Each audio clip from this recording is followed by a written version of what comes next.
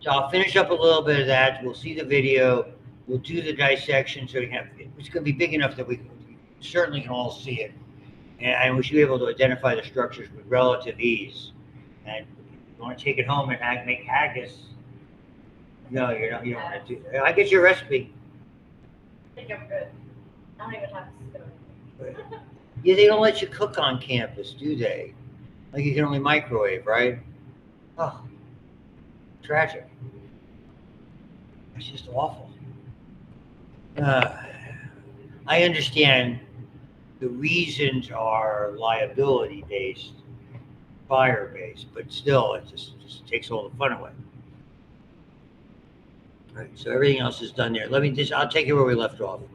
And it shouldn't take too long because we were talking about veins, and I just want to finish up this PowerPoint, show you, bless you, where the next part starts that we'll deal with, and whether I might even record some of that in the interest of expediency. We'll see where things are going. I anticipate in 2 weeks that we'll do some kind of a practical with hard blood vessels and maybe a little bit of major nervous system structures.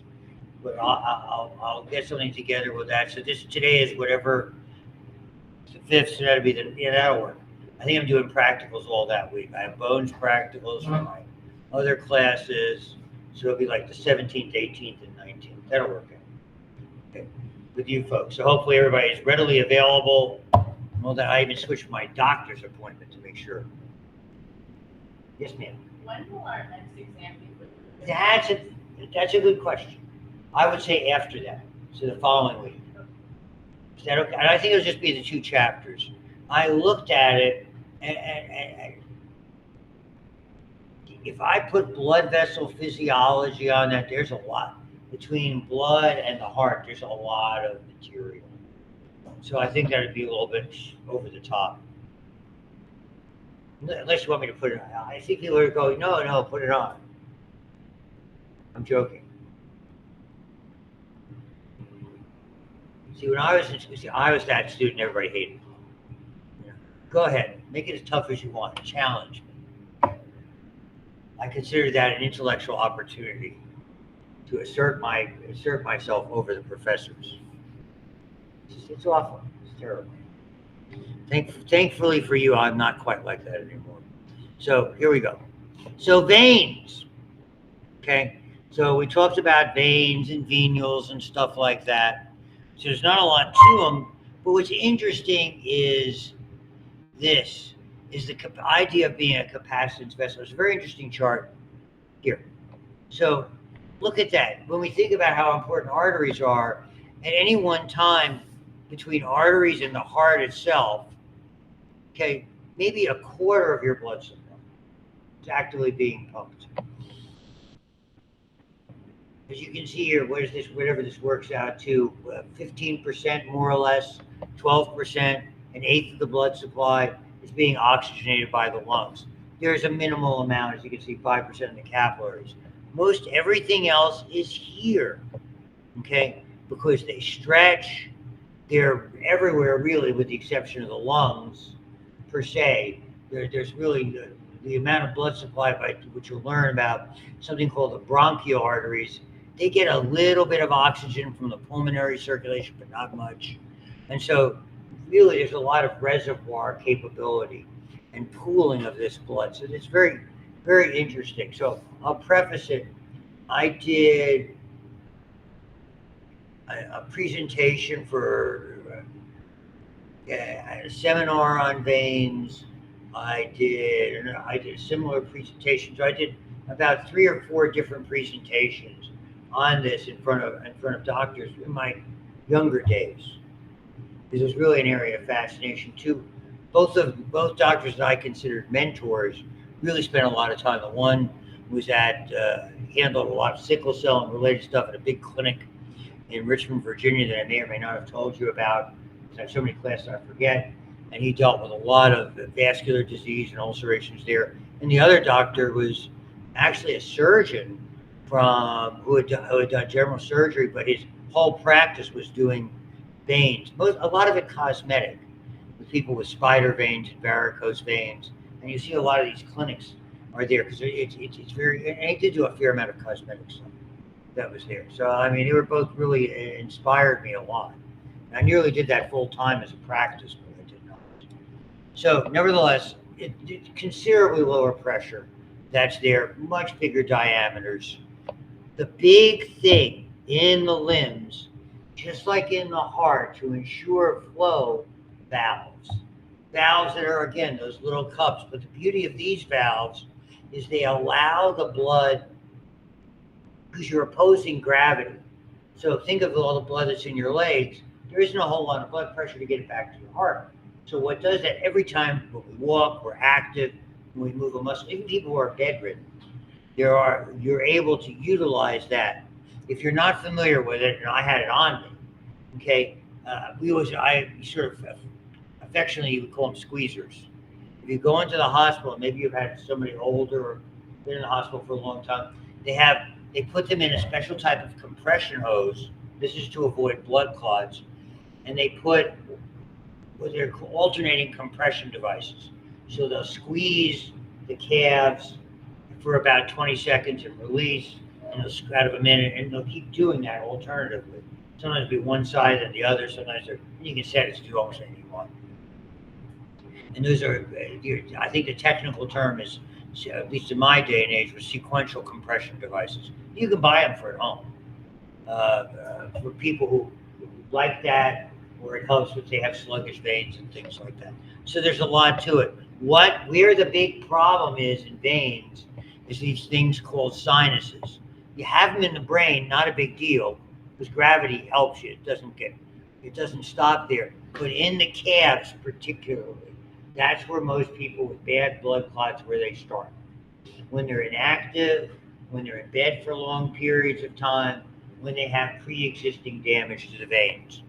So they're very venous sinus. We always think about our nose and the areas around that for sinuses.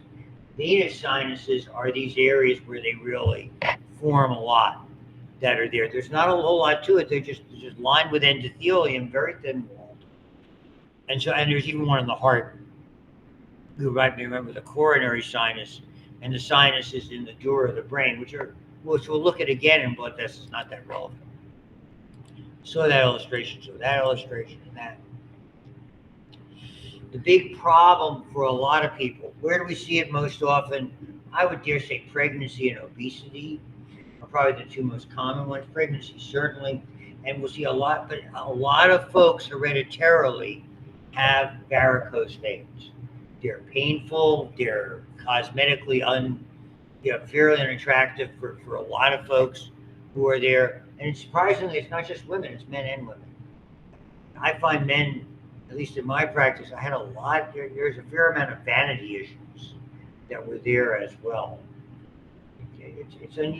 Maybe you might think it's unusual. I did at the time, I don't now. So I mean, a lot. I don't care. I don't think they're going to hire me to be in the movies unless they're doing a comedy just yet. Don't start. Unless they're looking for comic relief. Okay. I just don't see that. But the reality is, how many are the gentleman's not here? Okay. How many guys do you know? They don't want to go out and say, look just right, or their hair is not done. Oh my goodness. So, all that aside, now it's a generalization for somebody who doesn't know a lot. So, a lot of different factors. Standing in a lot of positions that people work and stand all the time. Obesity and pregnancy, blood pooling. The valves, this is more of the hereditary aspect of factor and can come from other kinds of damage. We'll look more at it. An example of a hemorrhoid is really an example of one of these.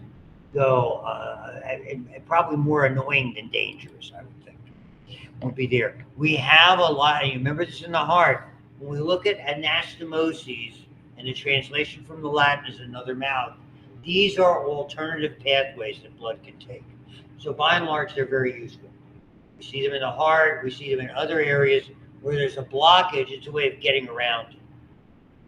So a detour in a road, this provides you with a lot of alternative pathways that are useful.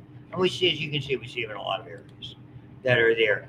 There are direct connections between arteries and veins. You saw that with that meta-arterial and different ones. And this is what I was talking about a little bit with veins, particularly in the extremities. It's almost like, it's like, we look at three rivers, we have two rivers flowing into one at a confluence. Okay, yeah, technically that's what an anastomosis, not what a venous anastomosis is. Except rather than having just the Monongahela and the Allegheny meeting to form the Ohio at the point, we have multiple tributaries coming in that are there. If you want to think of it that way, so it's very interesting in that regard. And so I'm not going to spend a whole. I just want to show you where the next one is, less so than doing the next one, because there's a lot to it, and I really don't see we need to invest all that time.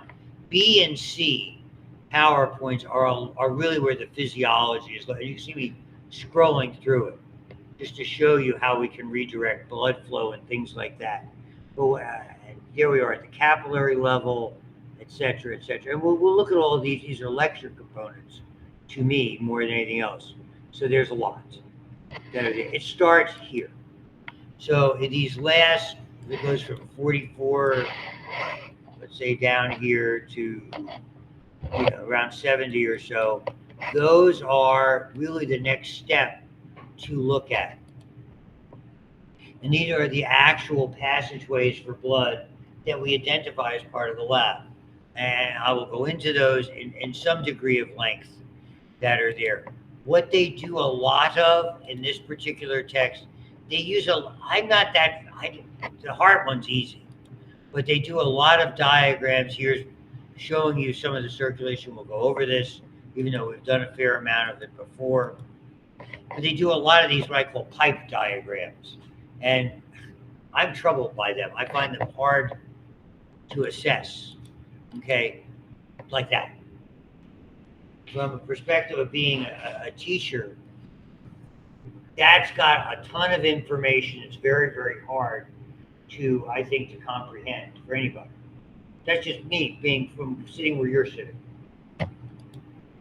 So I tend to use ones that look a little bit more like traditional. Like the same deal here. This is again more of a pipe diagram. I'd rather have something like that. So that's what we're going to look at, as well as trying to demonstrate it for you on some of the models and things like that. So that, again, a lot of activity here, a lot easier to kind of see. And fortunately for you, we'll focus on subclavian, axillary, brachial, ulnar, radial. You can see some of these arch passageways that are there.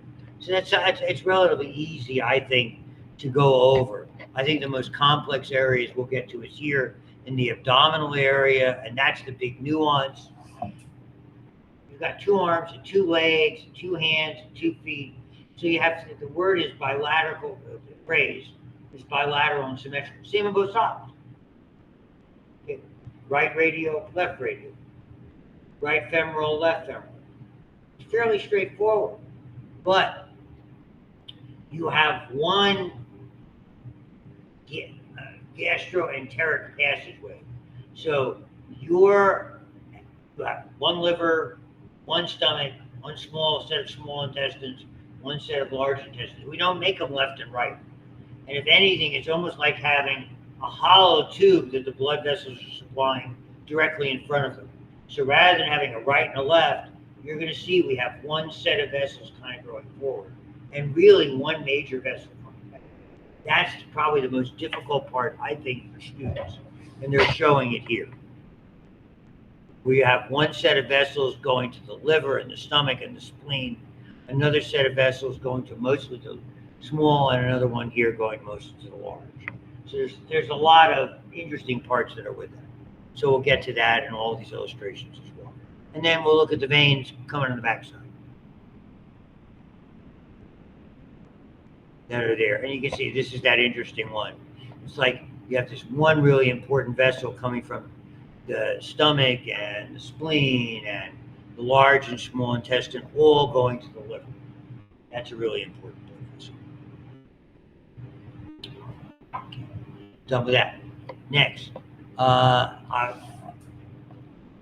want to look at these after because you can take them and they're going to get messy if you don't. With once we do start doing a dissection, so maybe we can look at those at the end.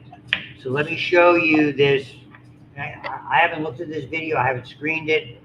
It doesn't fit particularly well. Somebody told me how you can adjust that, but I'm technologically impaired in that regard.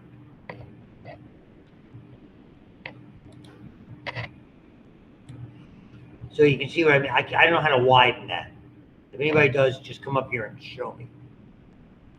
Please. I mean, I looked in settings. I mean, that doesn't do much. And even when I full screen it, help with theater. Nah.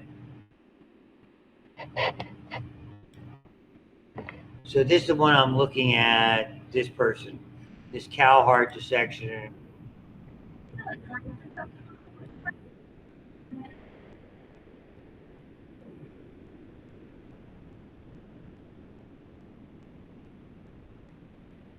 Can you hear the story moving?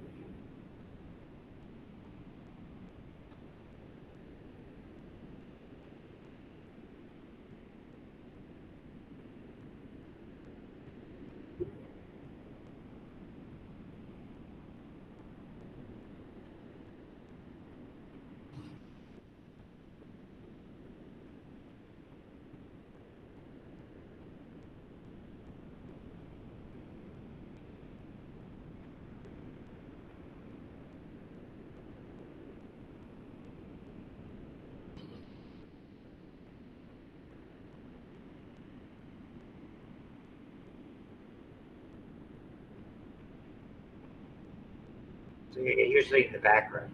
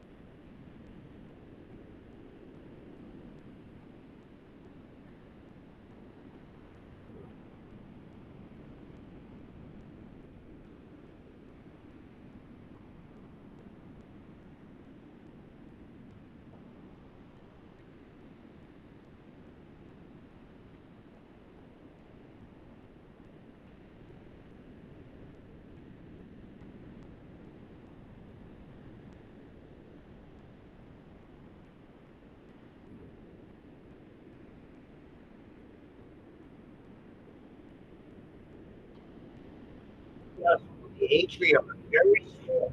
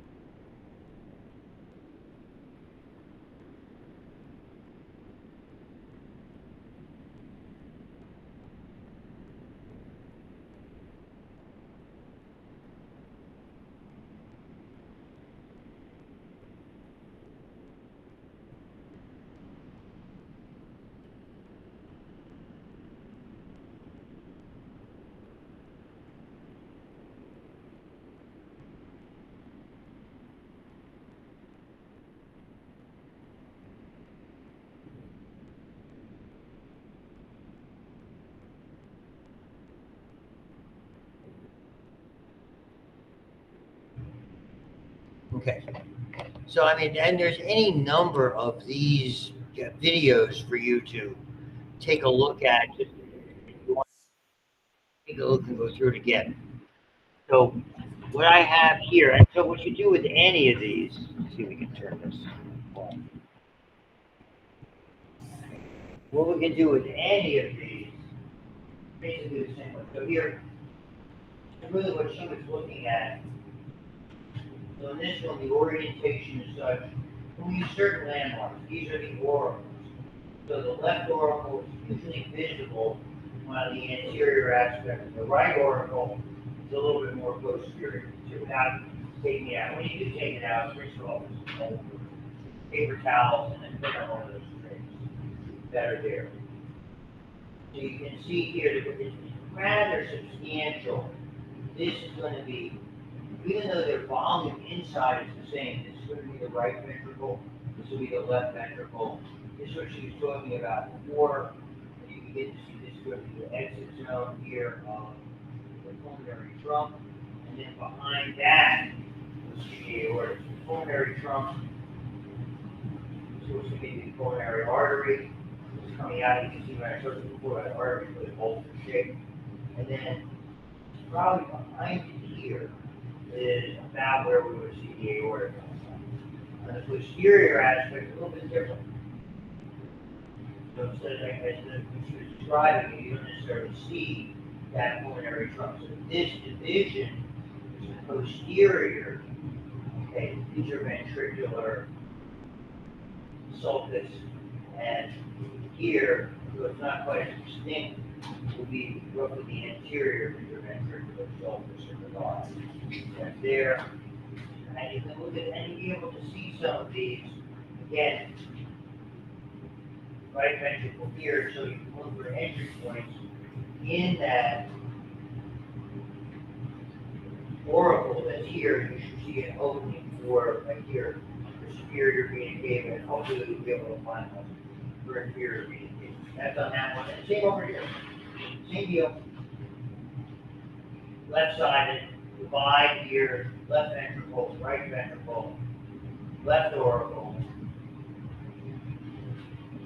Again, this being the passageway for that pulmonary trunk, and then the back, the posterior aspect, you see more of the right atrial, the right auricle.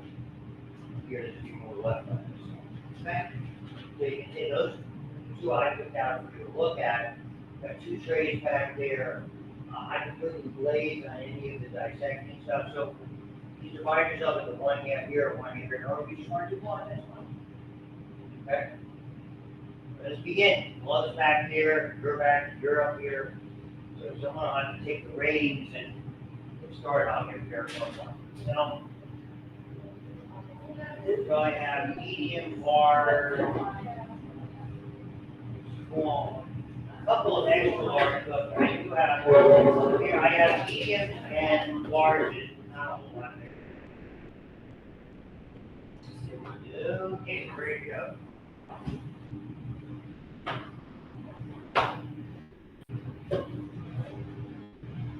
So as a company, take the heart by the horns.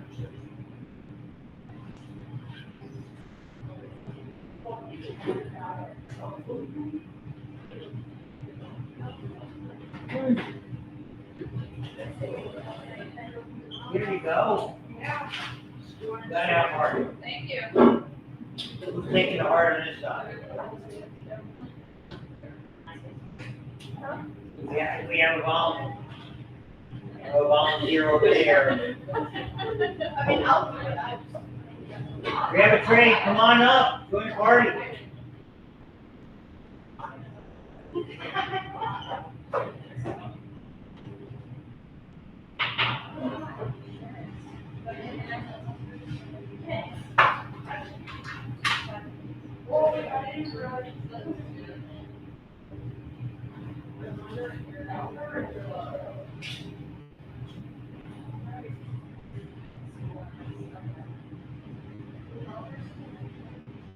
Oh, and there's a handout also for a report.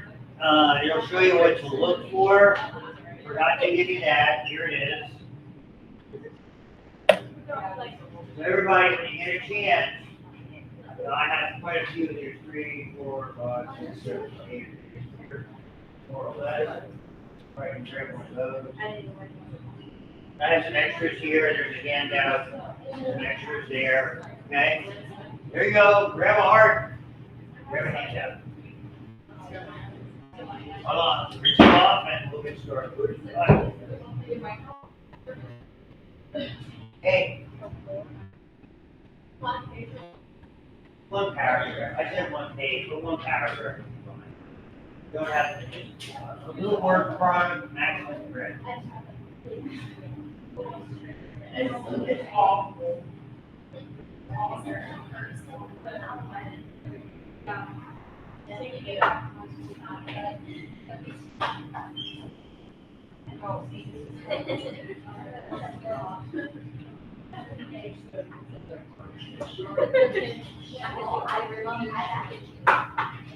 Yeah.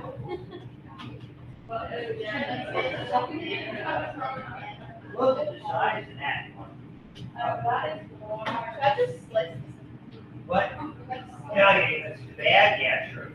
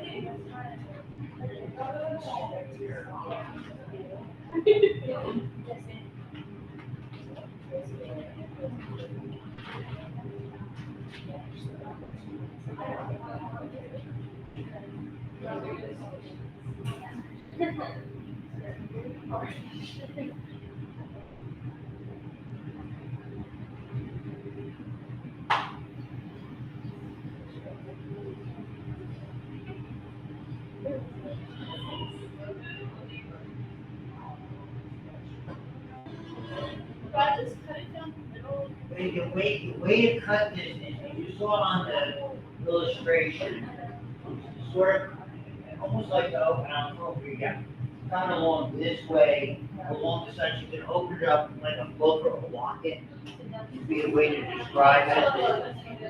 Yeah, like that, so you want to, let me show you, make sure you're right. Hold on, I'll speak it. Okay, so, this is the orientation, so you want to go right around like that. Does that make sense?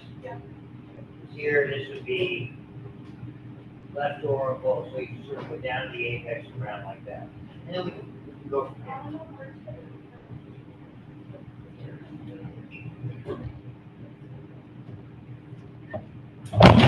Oops, rolling the chair, there we are.